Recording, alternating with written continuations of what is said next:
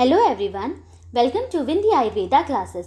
आज हम द्रव्य गुण विषय का एक इम्पॉर्टेंट टॉपिक पढ़ने वाले हैं जो है प्रतिनिधि द्रव्य। ठीक है, मतलब सब्स्टिट्यूट्स। तो ये बहुत ज़्यादा इंपॉर्टेंट द्रव्य गुण का टॉपिक है, एग्जाम में से हमेशा क्वेश्चंस पूछे जाते हैं। तो हम इसे देखते हैं। सबसे पहले आती है इसकी डेफिनेशन। तो क्या बोल रहे हैं वो, किसी औषध योग को बनाते समय उसमें पड़ने वाले किसी द्रव्य के न मिलने पर उसके स्थान पर समान रस, गुण, वीर्य या कर्म वाले द्रव्य का प्रयोग किया जाए तो उसे हम प्रतिनिधि द्रव्य कहते हैं।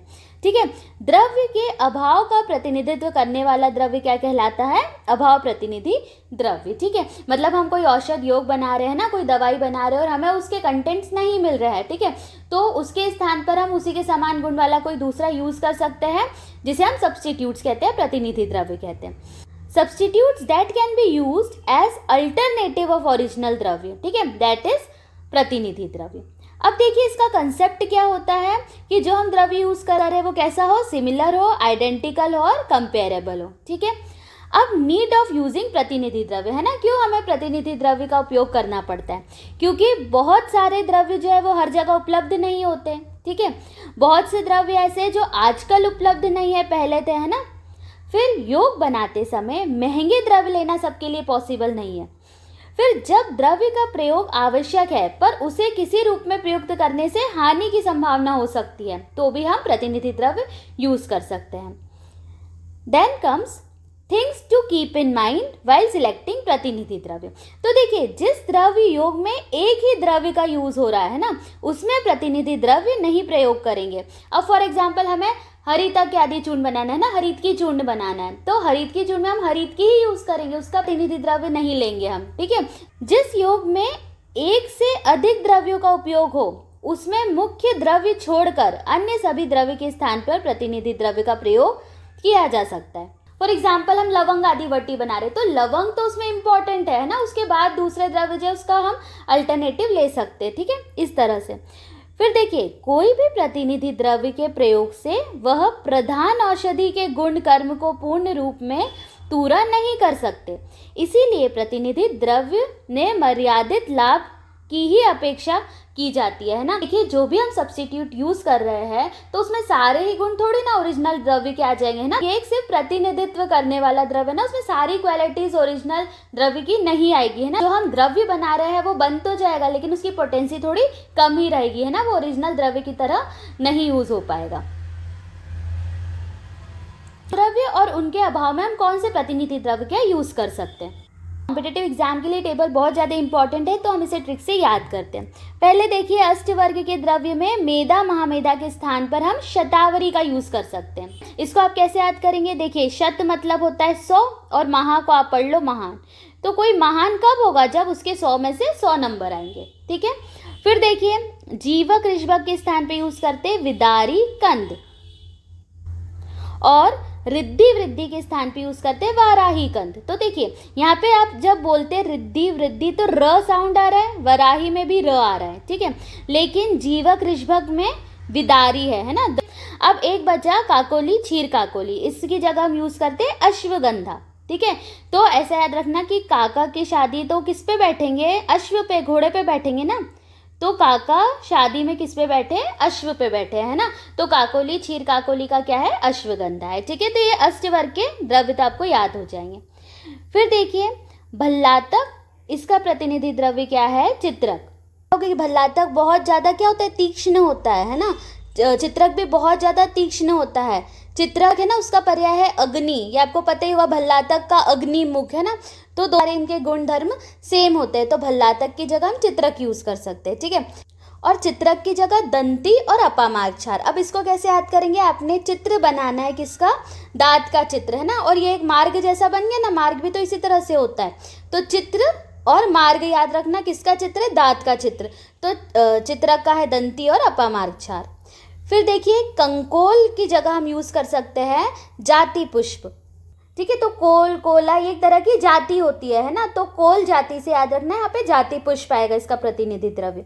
और जावित्री जाति पुष्प का क्या आएगा? लवंग आएगा। ठीक है, देखिए, यदि आप लवंग को देखें तो इस तरह से लवंग का हम पुष्प कली का यूज करते हैं ना, इस तरह से होती है। ठीक है, तो जावित्री या जाति पुष्प का क्या है? लवंग है ना। देन आता है तगर, पुष्कर मूल और स्थैन्यक, इसका है कुष्ठ। ठीक है, तो याद ही रहेगा आपको कि तगर, पुष्कर मूल, स्थैन्यक तीनों का ही क्या है, कुष्ठ है। फिर देखिए भारंगी का है तालीश पत्र। ठीक है, तो इसको कैसे याद करेंगे, देखिए रंगी में रंग वर्ड आ रहा है ना, और तालीश पत्र है ना, तो पत्र में हमने क्या कर दिया, कलर कर दिया है ना, रंग दिया। तो इससे याद रखना पत्र किसका प्रतिनिधि द्रव्य है, भारंगी का। और तालीश पत्र का क्या है, स्वर्ण ताली है ना। अब वो पत्र तो था जो हमने रंग दिया, लेकिन वो किसका था, स्वर्ण का था। ठीक है, तो तालीश पत्र का है स्वर्ण ताली। फिर देखिए धन्यवास दुर्लभा, तो आप कैसे याद करेंगे कि धन्य लोग जो होते हैं है ना, वो आजकल बहुत दुर्लभ है। ठीक है, बहुत आसानी से नहीं मिलते हैं। फिर दारू हरिद्रा का हरिद्रा, ये तो आपको याद ही रहेगा। फिर देखिए रसांजन का है दारवी क्वात, दारवी क्वात या अलग से है तो याद ही रहेगा। फिर यष्टि मधु का होता है धातकी, दोनों ही क्या होती है, संधान करने वाली होती है ना, रोपणीय होती है, संधानीय होती है या फिर रोपण करने वाली होती है यष्टि मधु और धातकी। फिर देखिए मूर्वा, मूर्वा का क्या है, मंजिष्ठा, जिसको हम क्या बोलते हैं, झिंगिनी त्वक भी बोला जाता है। ठीक है, तो मूर्वा का मंजिष्ठा है। फिर देखिए मधु की जगह हम क्या यूज कर सकते हैं, जीर्ण गुड़ यूज कर सकते हैं। ठीक है, दोनों ही मधुर होते हैं। फिर मत्स्य खंडिका की जगह सित शर्करा है ना, और मिश्री सीत शर्करा की जगह खांड यूज करना है। ठीक है, ये भी इंपॉर्टेंट है। फिर दुग्ध की जगह हम मोदक या फिर मसूर यूज करते हैं। ठीक है, तो ये तो जनरल है जो याद रहेंगे। फिर देखिए निर्गुंडी, निर्गुंडी की जगह हम यूज कर सकते हैं तुलसी पत्र। ठीक है, फिर हरीतकी, हरीतकी की जगह हम आमल की यूज कर सकते हैं ना, हरीतकी को क्या बोलते हैं, शिवा। फिर अर्क दुग्ध की जगह अर्क पत्र का स्वरस हम यूज कर सकते हैं। बकुल की जगह लाल कमल या फिर नील कमल। ठीक है, देखिए बकुल को आप बगुला पढ़ लो है ना, कोई बगुला होता है ना, पक्षी होता है, तो वो कमल के पास में घूमता रहता है। ठीक है, तो बकुल का लाल कमल या नील कमल है, और नील कमल का है कुमुद। ठीक, फिर अहिंस्त्रा का है मानकंद। ठीक है, इसको आप कैसे याद कर सकते हैं, मानकंद को मानव पढ़ लो। ठीक है, मानव को हिंसा नहीं करनी चाहिए ना, अहिंसक बन के रहना चाहिए। फिर देखिए कुश का है काश, तृण पंचमूल है, उसमें क्या क्या आते हैं, कुश, काश, नल, दर्भ, कांडेक्षुका, तो कुश की जगह काश यूज कर सकते हैं। फिर देखिए पिपली मूल की जगह चव्य और गज पिपली है ना, पिपली, पिपली मूल, चव्य, चित्रक, नागरी आपने पढ़ा है ना, तो इनके गुण सेम होते हैं, पिपली मूल की जगह चव्य और गज पिपली।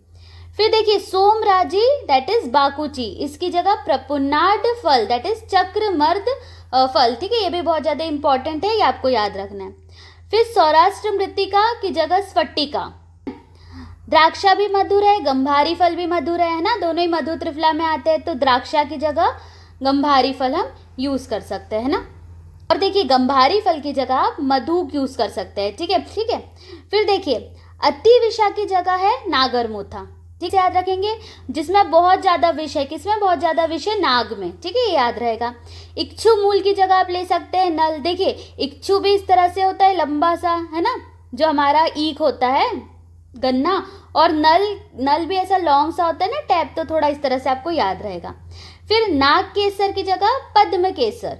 ठीक है, स्वर्ण की जगह आप यूज कर सकते हैं स्वर्ण माक्षिक, और स्वर्ण माक्षिक की जगह रजत माक्षिक है ना, और रजत माक्षिक की जगह स्वर्ण गैरिक। ठीक है, ये याद रखना है। फिर देखिए स्वर्ण या रजत भस्म नहीं है तो हम कांत लोह यूज कर सकते हैं, और कांत लोह की जगह तीक्ष्ण लोह। ठीक है, ये तो इस तरह से याद ही रहता है। अब देखिए अम्ल वेतस की जगह हम चुक्र यूज कर सकते हैं। ठीक है,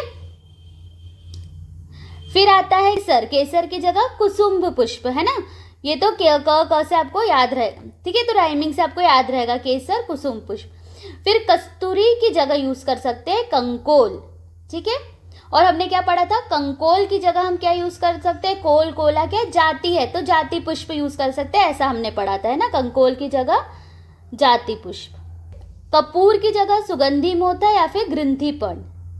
ठीक है, फिर देखिए श्वेत चंदन की जगह हम कपूर यूज करते हैं ना, कपूर भी श्वेत होता है, श्वेत चंदन तो है ही। ठीक है, फिर श्वेत चंदन या कपूर की जगह हम यूज कर सकते हैं रक्त चंदन है ना, और रक्त चंदन की जगह हम यूज कर सकते हैं खस। फिर देखिए लक्ष्मणा की जगह नीलकंठ शिका, है ना। लक्ष्मण जी किस पे घूम रहे थे, नीलकंठ पे, ऐसे याद रख लेना, है ना। फिर नख की जगह लवंग पुष्प, ठीक है। ये नख यहाँ पर एक द्रव्य है, ठीक है, इसकी जगह आप यूज कर सकते हैं लवंग पुष्प, ठीक है। तो ये जो है ये इंपॉर्टेंट है, इसमें से क्वेश्चंस प्रतिनिधि द्रव्य के पूछे गए हैं AIAPGET एग्जाम्स में, so this is very important. और थ्योरी वाले एग्जाम के लिए यू कैन राइट दिस। तरह से हमने प्रतिनिधि द्रव्य यहाँ पर कंप्लीट किया। I hope you like this topic. Do share, like and subscribe. Thank you.